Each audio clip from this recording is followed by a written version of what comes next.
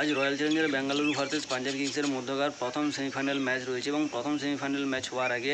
Last ম্যাচে অর্থাৎ Lucknow super giant against royal Challengers Bengaluru যে ম্যাচটা ছিল সেখানে একটা ইম্পর্টেন্ট জিনিস বলার দরকার ছিল, যেটা আমি কালকে ভিডিওতে বলিনি।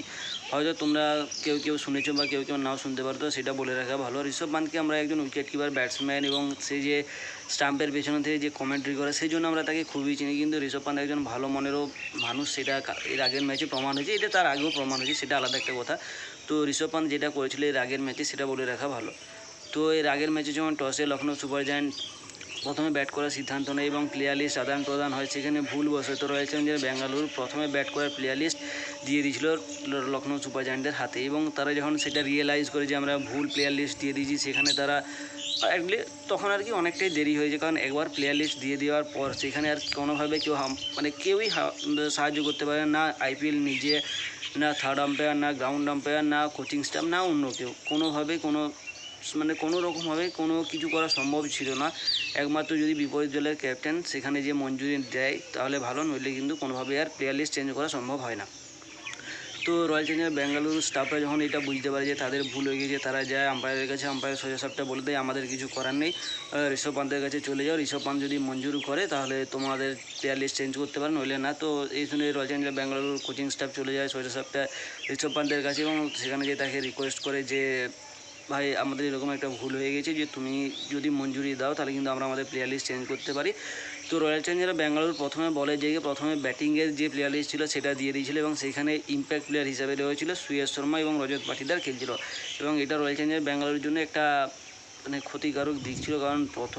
যেহেতু তার প্রথমে বল করছে সেখানে রজত পাটিদার তো কোনো কাজেই নেই। তো তারা রিকোয়েস্ট করার পর ঋষভ পান্ত বলে ঠিক আছে তোমরা ভুল করে নিয়েছো, কোনো ব্যাপার না, তোমরা আরামসে চেঞ্জ করো, আমার কোনো অসুবিধা নেই। তারপরে সেখানে যে চেঞ্জ হয় এবং পরবর্তীতে দিগ্বেশ রাঠি যখন রয়্যাল চ্যালেঞ্জার্স বেঙ্গালুরু বল করে তখন দিগ্বেশ রাঠি কিন্তু নন স্ট্রাইকে ম্যান ক্যাট করে, এবং সেটা যেটা নিয়ম ছিল যে বলিং অ্যাকশানে যতক্ষণ না বোলার বল করছে ততক্ষণ কিন্তু সেটা ম্যান ক্যাট হিসাবে ধরা হবে না, সেটা নট আউট যায়। এবং যেটা নো বল ছিল জিতেশ শর্মা, সেখানে কিন্তু ঋষভ পান্তের যে আমাদের অ্যাকশন ছিল সেটা আমরা দেখেছি, এবং সেখানে সেই একমাত্র প্লেয়ার ছিল যে বুঝে নিয়েছে যে এটা নো বল, বাকি বাদ তো সবাই সেলিব্রেট করছিল উইকেটে। এবং রয়্যাল চ্যালেঞ্জার্স বেঙ্গালুরু একটা সময় এমন ফেসে গিয়েছিল, যদি ওইখানে জিতেশ শর্মা আউট হয়ে যেত তাহলে কিন্তু রয়্যাল চ্যালেঞ্জার্স বেঙ্গালুরু কোনোভাবে ওই ম্যাচটা জিততে পারতো না, কারণ তারপর জিতেশ শর্মা যেভাবে খেলেছে সেটা আমরা সবাই দেখেছি এবং বাকিটা ইতিহাসের পাতায় স্পষ্টভাবে লিখিত ছিল।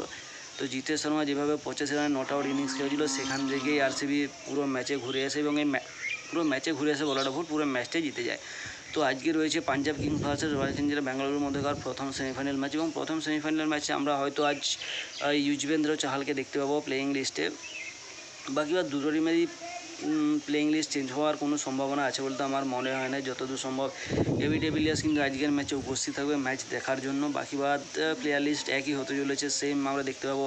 বিরাট কোহলি, ফিল সল্ট, কুণাল পান্ডিয়া, মায়াঙ্ক আগরওয়াল আজকে থাকবে, অবশ্যই থাকবে, কারণ মায়াঙ্ক আগরওয়াল যেভাবে সঙ্গ দিয়েছিল তাদের থাকা দরকার। কিন্তু যতদূর মনে হয় আজকে রয়্যাল চ্যালেঞ্জার্স বেঙ্গালুরু যদি জিতে যায় সেটা ভালো কথা, নইলে কিন্তু মুম্বাই ইন্ডিয়ান্সের সঙ্গে যদি রয়্যাল চ্যালেঞ্জার্স বেঙ্গালুরু খেলা পড়েছে সেখানে সবচেয়ে বড় সম্ভাবনা রয়েছে ম্যাচটা হেরে যাওয়ার, এবং গুজরাট টাইটেন্সের 90% সম্ভাবনা রয়েছে Gujarat titans against Mumbai Indians ম্যাচটা হারবে। এবং দেখা যাক, আগে থেকে প্রেডিক্ট করা কোনো কিছু উচিত না বা কেননা এই বছর যেভাবে খেলা চলেছে, এই বছর যেভাবে খেলা হয়েছে এবং আমরা যেভাবে দেখেছি তাতে করে আগে থেকে প্রেডিক্ট করা ফালতু একটা জিনিস। তো রয়্যাল চ্যালেঞ্জার্স বেঙ্গালুরুর জন্য অল দ্য বেস্ট রইল, রয়্যাল চ্যালেঞ্জার্স বেঙ্গালুরু আজকের ম্যাচে ফাইনালের জন্য কোয়ালিফাই করুক। তো বাকি বাদ আজকে সন্ধ্যা 7:30টার সময় খেলা আরম্ভ হয়ে যাবে এবং 11:30টার মধ্যে আমরা জেনে যাবো কারা ফাইনালে পৌঁছাচ্ছে। বাকি বাদ all the best royal Challengers Bengaluru.